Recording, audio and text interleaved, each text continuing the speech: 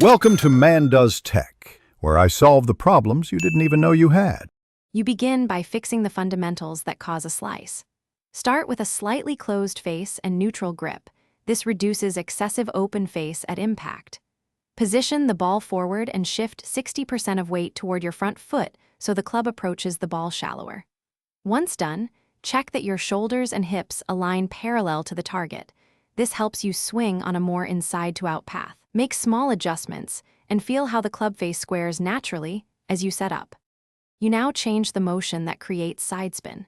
Initiate the takeaway inside the target line so the club travels on a shallower plane.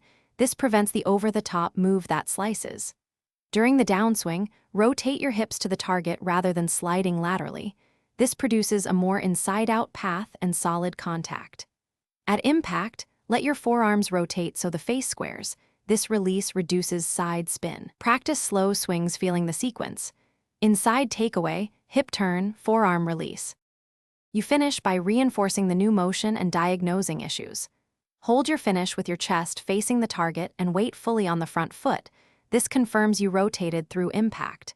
Use the T-drill, short swings focusing on an inside-out path, to ingrain feeling and timing. If you still slice, check two things. Your grip might be too weak, and your club face may be open at address. Make small grip or face angle changes, then repeat drills until ball flight straightens. Thanks for watching. If you found this helpful, don't forget to like and subscribe.